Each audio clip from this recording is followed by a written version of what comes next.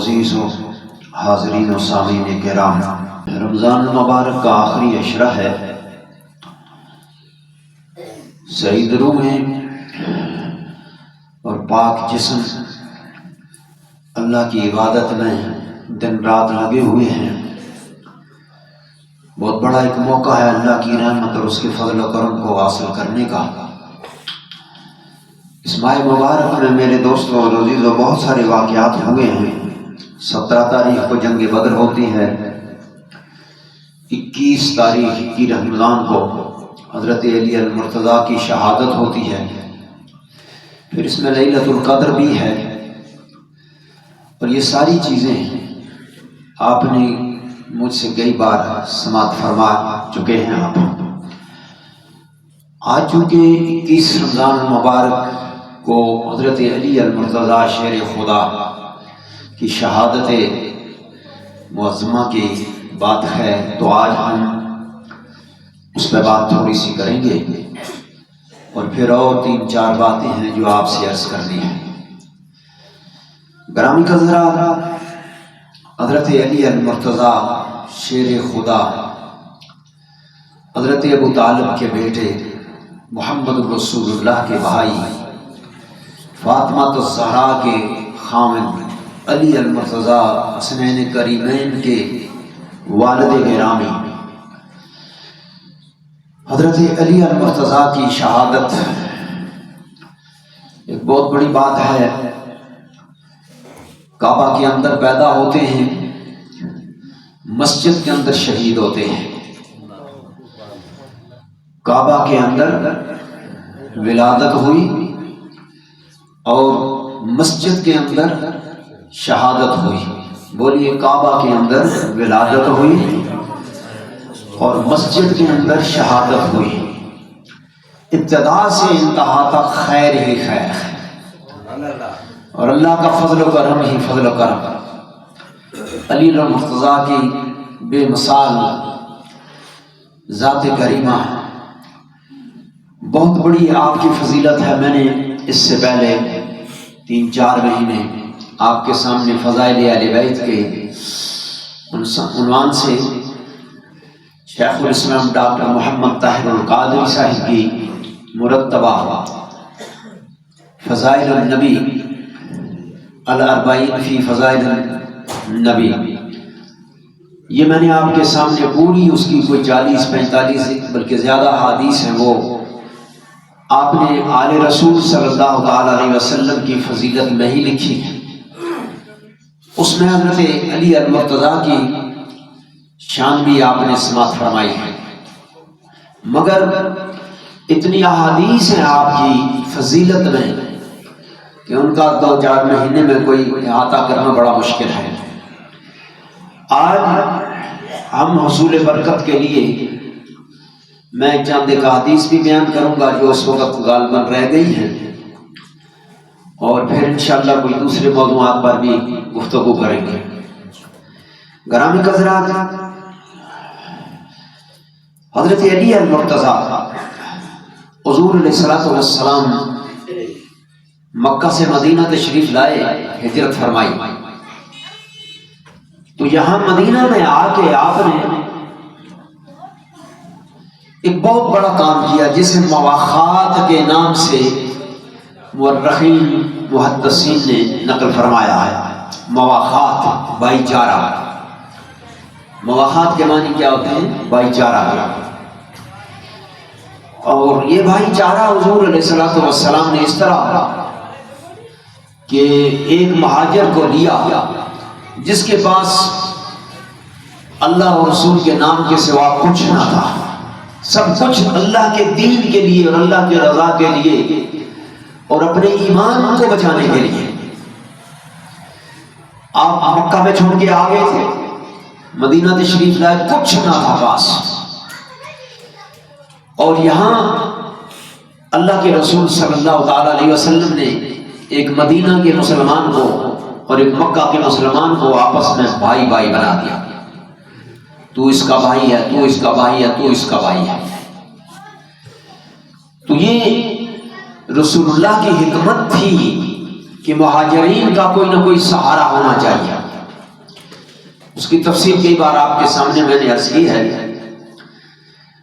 تو حدیث ہے اس میں عن ابن عمر رضی اللہ تعالی عنہ قال اخی رسول اللہ صلی اللہ علیہ وسلم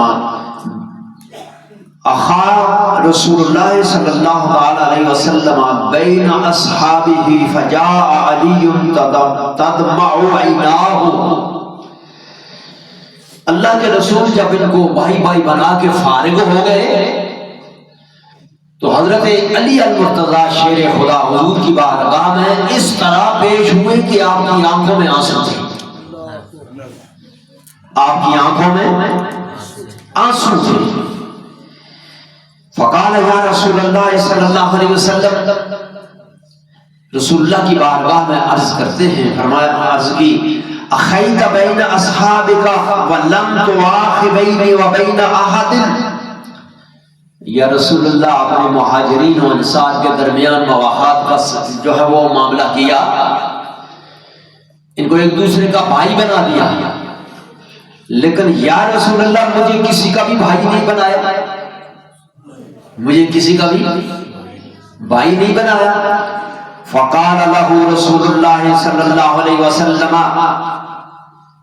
علی, آپ نے ارشاد فرمایا علی انت اخی فی الدنیا والآخرہ, علی مت رو مت آنسو بہا, تجھے میں نے کسی کا بھائی نہیں بنایا کیونکہ تو اور میں دنیا میں بھی بھائی ہیں, کل قیامت کے دن بھی بھائی ہوں گے.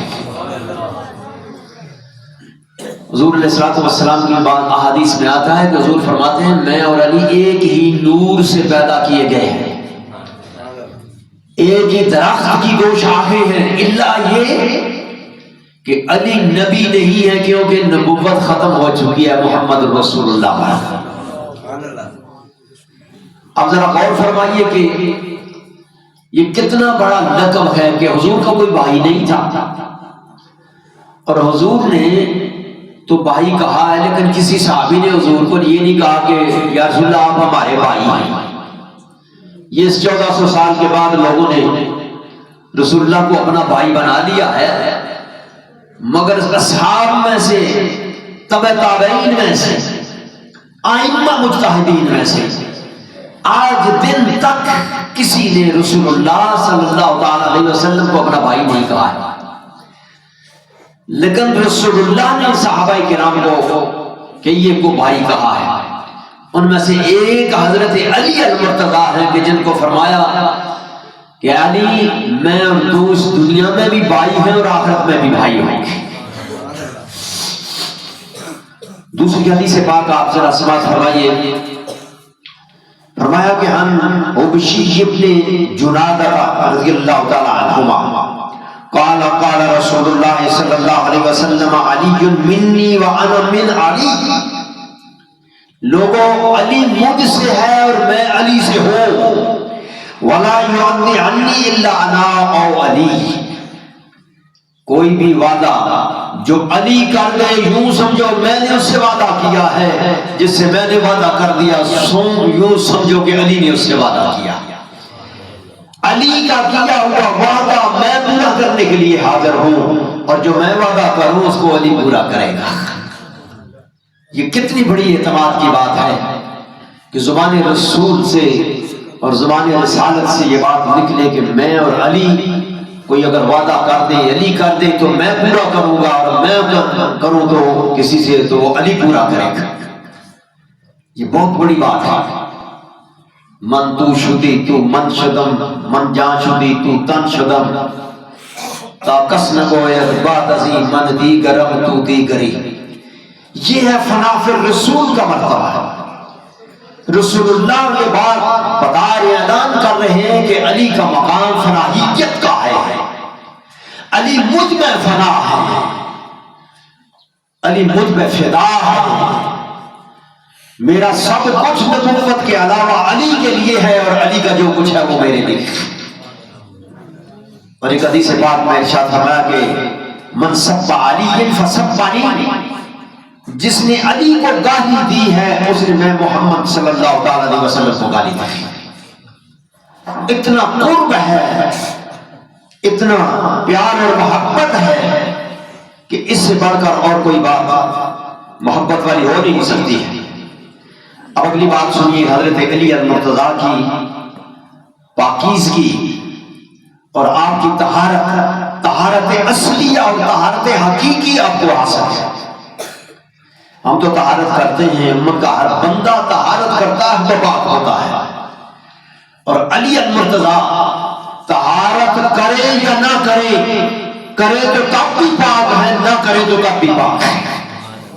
اس پر حدیث ہے نبی پاک صلی اللہ علیہ وسلم کی، آپ نے ارشاد فرمایا عن ابی سعید رضی اللہ تعالی عنہ قال قال رسول اللہ صلی اللہ علیہ وسلم لعلی یا علی لا يحل لأحد یجنب فی هذا المسجد غیری وغیرک۔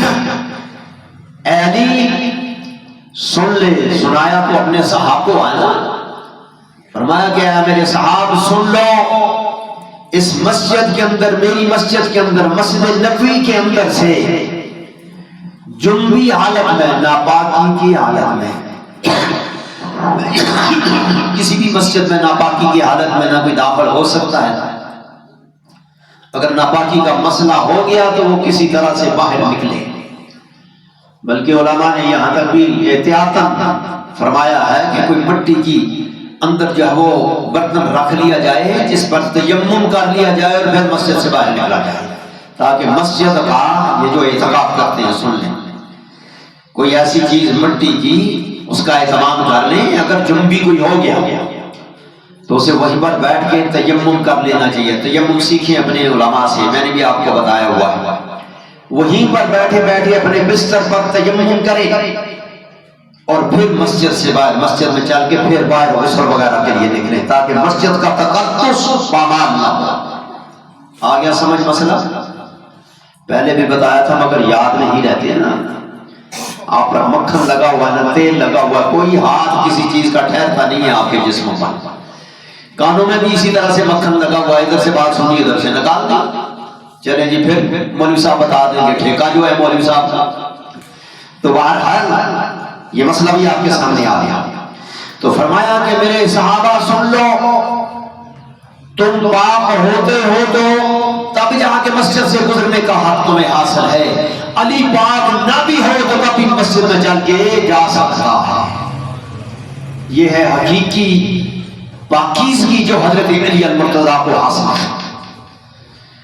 اور پھر آگے ذرا سماعت فرمائیے ایک اور حدیث، عن جابر قال دعا رسول اللہ صلی اللہ علیہ وسلم علیا یوم الطائف فانتجاه فقال الناس لقد طال نجواه مع ابن عمه فقال رسول اللہ صلی اللہ علیہ وسلم من تجیته ولكن اللہ انتجاه۔ اللہ کے رسول نے حضرت علی المرتضیٰ کو بلایا اور بلا کے آپ کے کان میں بڑی لمبی گفتگو فرمائی، آہستہ سے، جیسے راز کی بات کان میں کسی کے کان میں کی جاتی ہے، اور بڑی لمبی طویل گفتگو فرمائی۔ تو بعض اصحاب نے یہ بات کہی کہ آج تو اللہ کے رسول صلی اللہ تعالی علیہ وسلم نے اپنے چچا کے بیٹے حضرت ابو طالب رضی اللہ تعالی عنہ، حضرت ابو طالب آپ کے چچا تھے جنہوں نے مصطفیٰ کریم کے لیے بہت قربانیاں دی ہیں، جانی قربانیاں بھی، مالی قربانیاں بھی، آخر تک محمد رسول اللہ کا کو اپنا سایہ عطا فرمایا، اپنی پناہ عطا فرمائی۔ وہ حضرت ابو طالب، ان کے بیٹے ہیں حضرت علی المرتضیٰ۔ تو صحابہ نے کہا کہ آج تو محمد رسول اللہ نے، اللہ کے رسول نے اپنے چچا کے بیٹے سے بڑی لمبی گفتگو کی ہے اور رات کی گفتگو کی ہے۔ تو اللہ کے رسول صلی اللہ تعالی علیہ وسلم نے ارشاد فرمایا فَانْتَجَيْتُهُ وَلَكِنَّ اللَّهَ انْتَجَاهُ، لوگوں میں محمد نے نہیں بات کی ہے، دیکھنے میں تو یہی لگ رہا ہے کہ حضور حضرت علی کے کرم اللہ وجہہ کے کان میں گفتگو فرما رہے ہیں، مگر حضور کیا فرماتے ہیں؟ لوگوں میں نے گفتگو نہیں کی، یہ کیوں فرمایا ہے؟ کیونکہ اللہ کے رسول جو بات کرتے ہیں وہ اللہ کی بات ہوتی ہے. کس کی بات ہوتی ہے؟ وما ينطق عن الهوى، میرا محبوب اپنی مرضی سے نہیں بولتا، جو میں کہتا ہوں وہی بولتا ہے. تو آپ نے فرمایا کہ میں نے بات نہیں کی، میں نے تو بات ظاہراً تو میں نے بات کی ہے، لیکن یہ بات اللہ کی تھی، گویا کہ اللہ ہی نے بات کی ہے. یہ نہیں کہا کہ میں اللہ بن گیا ہوں مجھے اللہ سمجھو، یہ نہیں اس سے مراد. میں بات اللہ کی تھی، بات ان کی تھی، رب العالمین کی بات تھی، زبان میری تھی. ظاہراً میں گفتگو کر رہا تھا، لیکن باطناً یوں سمجھو کہ اللہ کی بات کر رہا تھا، اللہ کا نائب بن کے میں بات کر رہا تھا. تو آپ نے فرمایا لوگوں میں نے بات نہیں کی، یوں سمجھو کہ اللہ نے علی سے گفتگو کی. یہ کتنی بڑی عظمت کی بات ہے، کتنی بڑی عزت کی بات ہے. میرے بھائی اور دوستو، ایک بات بہت بڑی بات ہے جو آج دن تک غالباً نہ میں نے بیان کی ہے نہ آپ نے سنی ہو. اب دیکھیں ہمارا اور اہل تشیع بھائیوں کا ایک اختلاف چلتا ہے کہ پہلے خلیفہ حضرت ابو بکر صدیق ہیں، ایسے ہی ہے، پہلے ابو بکر صدیق، دوسرے حضرت عمر فاروق، تیسرے حضرت عثمان غنی اور چوتھے حضرت علی المرتضیٰ. اب اہل تشیع حضرات ان کا عقیدہ یہ ہے کہ یہ خلافت، یہ ولایت، یہ امامت، یہ حضرت علی المرتضیٰ کا حق تھا، اور ان اصحاب نے جو ہے وہ چھین لیا، اور مسلمانوں نے چھین کر حضرت ابوبکر کو بنا دیا. میرے بھائیوں، اللہ حکیم ہے اور اپنے انبیاء کو نبوت اور رسالت اور علم سے پہلے حکمت سکھلاتا ہے. کہہ دینا سبحان اللہ. زبانوں کو ذرا تھوڑا گریس لگا لیا کریں نا، جمعے کے دن کم از کم گریس. اب تو رمضان ہے، ویسے گریس لگا لیا کریں. آپ کی زبانیں جام ہیں اس طرح، جس طرح نٹ بولٹ جام ہو جاتے ہیں.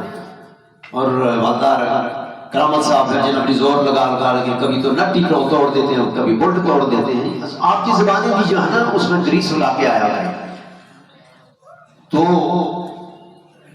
کہتے ہیں جنت میں بڑے درخت ہوں گے، بڑے درخت ہوں گے، اور وہ درخت میرے نبی نے فرمایا ہے، عام بات نہیں ہے. فرمایا جب تم سبحان اللہ کہتے ہو، الحمدللہ کہتے ہو، تو تمہارے نام کا ایک درخت وہاں لگا دیا جاتا ہے. کیسا کیا ہے سبحان اللہ. جب تک تو انہوں کوئی رشوت نہ ملے، جب تک کوئی گل کر دے نہیں. جب اللہ کی، اللہ کے رسول کی، اصحاب کرام کی، اولیاء اعظام کی، اہل علم کی بات آئے تو سبحان اللہ دل کھول کے کنجوسی نہ کیا کریں. اس سے آپ کو فائدہ ہے. درخت لگائیں، مسجد میں بیٹھ کے درخت جنت میں لگائیں. یہ کتنی بڑی فضیلت ہے. اس امت میں بیٹھے مسجد میں ہیں، بیٹھے گھر میں ہیں، اور درخت جنت میں لگا رہے ہیں. جتنے چاہیں پھر آپ لگا لیں، نہ لگائیں تو پھر وہاں دھوپ میں بیٹھنا ہے. دھوپ تو نہیں ہوگی، بارہ ایسے ہی ہے جیسے دھوپ میں بیٹھنا ہوتا ہے. تو یہ بات کہ حضرت ابوبکر صدیق خلیفہ اول بنے، حالانکہ حق علی کا تھا.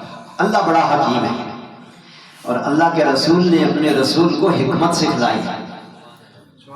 اور قرآن مجید میں فرمایا وَمَن يُؤْتِ الْحِكْمَةَ فَقَدْ أُوتِيَ خَيْرًا كَثِيرًا. جسے اللہ نے حکمت سکھائی اسے خیر کثیر عطا فرمائی. وَيُعَلِّمُكُمْ مَا لَمْ تَعْلَمْ، جو کچھ تم نہیں جانتے تھے وہ کچھ تمہیں سکھایا. علم تو کتابوں میں آ گیا، حکمت بھی آ گئی، مگر شروع میں انبیاء کی بھی تربیت ہوتی ہے.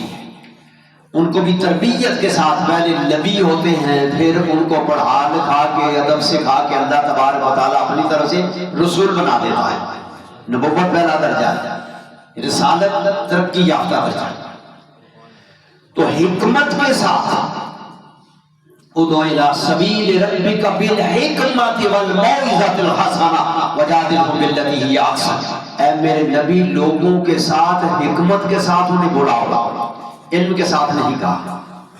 قرآن کی آیت ہے ادعو الی سبیل ربک بالحکمہ، اللہ کی طرف لوگوں کو حکمت کے ساتھ ملایا، علم نہیں کہا، حکمت کہا۔ اب حکمت کیا ہے؟ وہ قرآن خود کہتا ہے وَمَن یُؤْتِ الْحِکْمَةَ فَقَدْ أُوتِیَ خَیْرًا کَثِیرًا۔ حکمت اسی کو ہم اس کا ترجمہ ہم نے سیاست کیا ہے، وہ سیاست جو سیاست محمدی ہے، وہ سیاست جو سیاست رسول ہے، وہ سیاست جو منزل من اللہ ہے، وہ سیاست، اس کی بات میں کر رہا تھا کہ حکمت کے ساتھ، ترتیب کے ساتھ اور صحیح طریقے سے کسی چیز کسی کام کو کرنا۔ اب اس کی کیا وجہ ہے کہ حضرت علی کرم اللہ وجہہ، اب دیکھیں اللہ کے رسول نے اپنے آخری وقت کے قریب دو شخصوں کا انتخاب فرمایا۔ ایک شخص ہے حضرت ابوبکر صدیق، دوسرے ہیں حضرت علی المرتضیٰ۔ اب امامت حضرت ابوبکر صدیق کو عطا فرمائی، خلافت علی المرتضیٰ کو عطا فرمائی۔ بات سمجھ آ رہی ہے کہ نہیں؟ بہت عام بات ہے، اس کو آج سننے ہو سکتا ہے، سننے کو نہ ملے بات۔ امامت ابوبکر کو عطا فرمائی، خلافت حضرت علی کو عطا فرمائی۔ کیا حضرت علی امامت کے حقدار نہ تھے یا عائل نہ تھے؟ ہماری کتابوں میں لکھا ہوا ہے کہ امام اسے بنائیے جو سب سے زیادہ علم جاننے والا ہو۔ کون؟ جو سب سے زیادہ تم میں سے علم والا ہو، اسے امام بنائیے، چاہے وہ عمر میں چھوٹا ہی کیوں نہ ہو، علم والا۔ اور آئیے ذرا دیکھتے ہیں 1,24,000 صحابہ کرام میں سے علم والا کون ہے؟ میرے آقا صلی اللہ علیہ وسلم نے ارشاد فرمایا انا مدینۃ العلم وعلی بابھا۔ کیا دے سبحان اللہ۔ اس سے فائدہ یہ ہوتا ہے کہ ذرا مولوی بھی کھم کھور کے لینا تو تھوڑی جی سائی کر لینا، تو سائی کڑھایا کر ادھر بڑے بڑے کہتے سن نا حل پڑ سو یار اچھے ہیں نا، تھوڑے جی 2-4 سے ہڑ مارے ہیں، میں بھی سائی کڑی گنا، سارے کی ضرورت میں نہیں سائی کی، مولویوں کی بھی نہیں۔ اللہ کے رسول نے ارشاد فرمایا انا مدینۃ العلم وعلی بابھا، میں علم کا شہر ہوں، علی اس کا دروازہ ہے۔ اب کون ہے جو علم کے لحاظ سے حضرت علی کا پلہ ہو؟ کون ہے کہ جو حضرت علی کا مقابل ہو؟ صحابہ کی بڑی بڑی شانیں ہیں جی، لیکن ہر ایک کی اپنی ایک شان ہے، الگ شان ہے، ان کا مقابلہ ہم نہیں کریں گے، ان کا مقابلہ ہم نہیں کریں گے۔ وہ جن لوگوں نے کر دیا اسی پہ سارے رفڑے پڑے ہوئے ہیں، اسی پہ جھگڑے ہوئے ہیں۔ ہم مرتبہ ہیں یاران نبی، کچھ فرق نہیں ان چاروں میں۔ صحابی ہونے کے لحاظ سے 1,24,000 میں کسی میں بھی کوئی فرق نہیں۔ پھر مراتب ہیں، اپنے اپنے مرتبے ہیں، جس طرح وہ فرماتے ہیں الرسل فضلنا بعضهم على بعض منهم من کلم اللہ ورفع بعضهم درجات۔ نبی نبوت میں سب نبی ہیں، برابر ہیں، ہم نے درجوں میں ان کو بلند کیا ہے، درجوں میں ان کو بلند کیا۔ اسی طرح صحابیت کے لحاظ سے سب برابر ہیں، درجوں میں ایک دوسرے کے اوپر نیچے۔ اب حضرت علی کا کوئی مد مقابل نہیں علم کے لحاظ سے، یہ میں نے نہیں کہا، یہ میرے رسول صلی اللہ علیہ وسلم نے ارشاد فرمایا۔ تو امامت کس کا حق بنتا تھا؟ حضرت علی کا بنتا تھا نا، کیونکہ علم والے ہیں۔ دو چیزیں کبھی کسی میں جی جو ہے نا اس کے اندر نہیں آتی، بہادری اور علم۔ یہ دو چیزیں ایک بندے کے اندر وہ کما کہتے ہیں، وہ کلا کہتے ہیں کہ نہیں آتی، علم اور بہادری۔ مگر اللہ تبارک و تعالیٰ نے جس طرح انسان کے جسم میں 4 چیزیں اکٹھی کر دی ہیں نا، ہوا، مٹی، آگ، پانی، اسی طرح حضرت علی المرتضیٰ کے وجود میں بھی بہت سی چیزیں اکٹھی کر دی ہیں۔ آپ کے وجود میں جرأت اور بہادری بھی تھی، آپ سے بہادر کوئی نہیں، اسی طرح آپ سے بڑا عالم کوئی نہیں۔ اب ذرا دیکھیے حکمت محمد مصطفیٰ صلی اللہ علیہ وسلم، حضرت علی کو کیوں نہیں امام بنایا؟ سب سے بڑے عالم تھے، سب سے بڑے شجاع تھے، سب سے بڑے قرابت دار تھے محمد رسول اللہ کی. علی انت منی وانا منک، تو مجھ سے، میں تجھ سے بڑا اور قرب کیا ہے میرے دوستوں. مگر امام نہیں بنایا، حضرت ابو بکر کو بنا دیا. وجہ کیا تھا؟ اب دیکھیے وجہ سمجھیے، یہ حکمت کی باتیں ہیں، حکمت والے لوگوں کو ہی سمجھ آتی. جنگ بدر ہوئی، 70 کافر مارے گئے، 21 حضرت علی المرتضیٰ کی تلوار سے ان کی گردنیں کاٹی گئی. 21 لوگ تو حضرت علی کے مخالف ہو گئے، ان کی ہی اولادیں بعد میں مسلمان ہوئے. ان کی اولادیں جن کے باپ کو، کسی کے باپ کو، کسی کے بھائی کو، کسی کے چچا کو، کسی کے رشتہ دار کو حضرت علی نے ان کی گردنیں ماری تھی، قتل کیا تھا. پھر جنگ احد ہوتی ہے. جنگ احد میں 21-22 کافر جو ہیں وہ مارے گئے، ان میں سے 7 کی گردنیں حضرت علی المرتضیٰ نے کاٹی. کتنے ہو گئے؟ 21 وہ ہو گئے اور 7 یہ ہو گئے، 28. اب ان 28 کے آپ ذرا غور فرمائیں، جو اولادیں یا رشتہ دار جو مسلمان ہو گئے، نمازیں تو پڑھتے ہوں گے، نمازیں تو پڑھتے ہیں. مسلمان تو نماز کبھی چھوڑتا نہیں ہے نا. 14ویں صدی کا مسلمان اپنی مرضی کا مالک ہے، پڑھے نہ پڑھے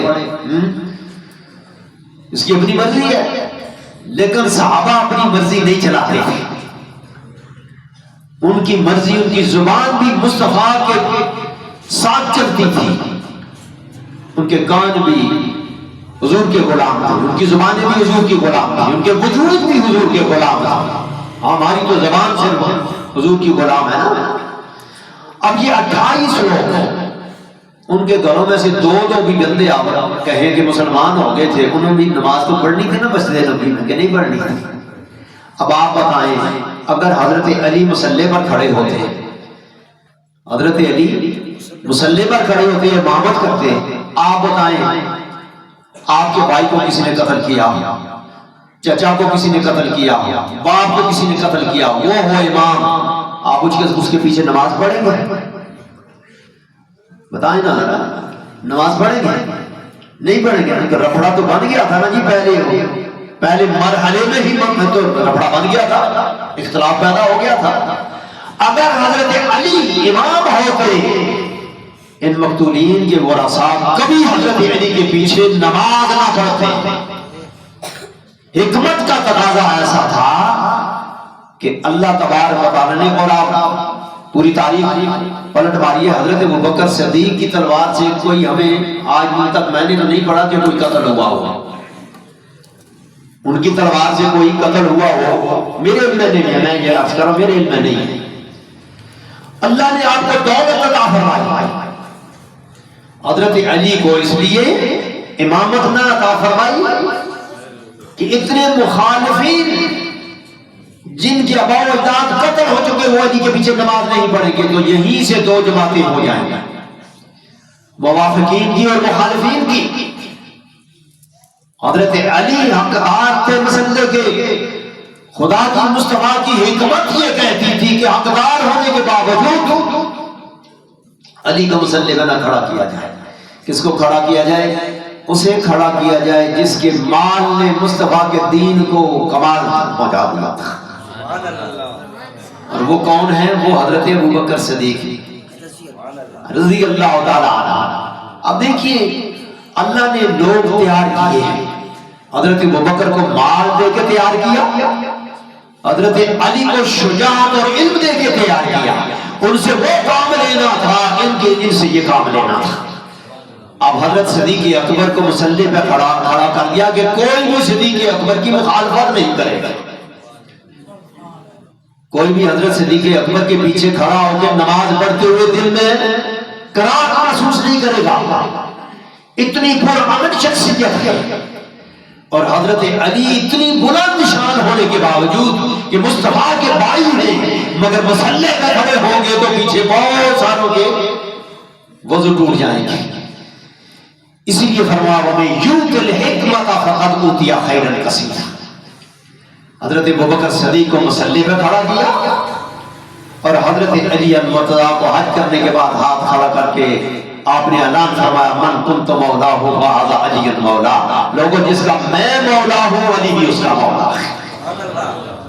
آپ کو خلافت عطا فرما دی، حضرت ابوبکر کو امامت عطا فرما دی۔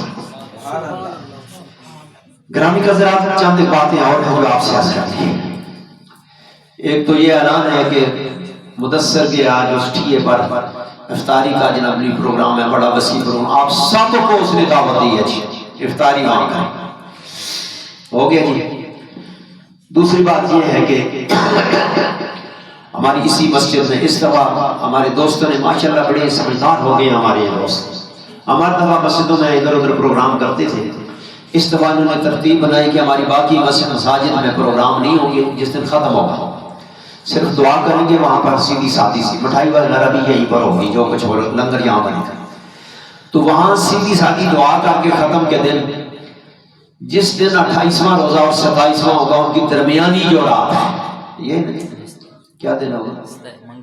منگل کا دن، اس رات کو یہاں پر انشاءاللہ عزیز سب مساجد کا اجتماعی پروگرام ہوگا، یہیں پر ائمہ حضرات کو، حفاظ حضرات کو ان کی جو خدمت کرنی ہے آپ نے وہاں نہیں کرنی ہے، یہیں آ کے کرنی ہے، جو کچھ بھی جو سامع تھے ان کی بھی اور جو حفاظ کرام ہیں ان کی بھی خدمت یہیں پر کرنی ہے انشاءاللہ عزیز۔ منہاج القرآن کے بہت بڑے جو مقرر ہیں شیخ الاسلام ڈاکٹر طاہر القادری کی پہلی وہ جو کلاس تھی اس میں سے فارغ التحصیل کیا نام ہے ارشد مصطفی صاحب بہت خوبصورت ادا فرماتے ہیں، ان کا خطاب ہوگا، اتنی لمبی محفل نہیں ہوگی اور پھر کچھ ہمارے درس میں کچھ 14-15 بچوں نے 6 مہینے کا جو ہے وہ دینی کورس کیا ہے، بنیادی مسائل کا کورس 6 مہینے کا، اب ان کے لیے بھی انشاءاللہ عزیز کچھ نہ کچھ ان کا بھی نتیجہ بھی یہیں پر جو ہے وہ ہوگا، ایسے ہی وہ بھی ہوگا، اور پھر اس بار درس کے حوالے سے اگلے جمعہ میں اگر جمعہ ہوا وہ نہیں تو پھر عید میں آپ سے بات کرنی ہے، مجھے بہت لمبی بات آپ سے کرنی ہے، اس درس کے حوالے سے آپ کی بہت ساری خدمات کی ضرورت ہے۔ اب آخری ایک بات اور عرض کرتا ہوں، ہمارے آپ سبھی جانتے ہوں گے ہم نے جب شروع کیا تھا یہ درس تو ہمارے پاس ایک حافظ صاحب آئے تھے، حافظ علی زمان صاحب ہزارہ کے، ماشاءاللہ بڑی خدمت انہوں نے بڑی محنت کی ہے، اور انہوں نے مجھے کہا جی ایسا میں بچوں کو ایک ہی بار پڑھاتا ہوں، 2 بار میں نے قرآن کبھی نہیں پڑھایا، ہمارے ہاں تو ایک بار پڑھاتے ہیں پھر جب دہرائی کرانی، انہوں نے مجھے کہا جی ایک ہی بار پڑھاتا ہوں، دوبارہ ضرورت نہیں ہوتی، اور نہ میں نے، اور ایسے ہی انہوں نے کیا، اور ان بچوں نے یہ جن میں عامر عمران اور حافظ سلیم صاحب مفتی صاحب ہمارے یہ 5-6 بندے ان کے تیار کیے ہوئے ہیں، ایک ہی بار انہوں نے پڑھایا، دوسری بار نہیں پڑھایا، مگر سب سے کھڑے حافظ ہمارے پاس وہی ہیں، اور ان کو اللہ تبارک و تعالیٰ نے بہت ترقیاں دی ہیں۔ اب اس تعلق سے بھی بات ذرا تھوڑی سی کرنی ہے کہ آپ کے بچوں کی بھی ہمیں ضرورت ہے۔ اب یہ آج تشریف لائے ہیں، آج ان بیچاروں کا ستارہ ذرا گردش میں ہے، آنکھوں سے بھی یہ ایسے ہیں، اور آپ کو معلوم ہے اب ان کی صحت بھی ٹھیک نہیں ہے۔ آج وہ میرے پاس تشریف لائے، میں نے کہا جی آئیں ذرا تھوڑا سا جو کچھ میں کر سکتا ہوں وہ میں کر دیا، باقی آپ کی کچھ ہمیں مدد کرنی چاہیے، آپ کے بڑے احسانات ہیں ہمارے اوپر۔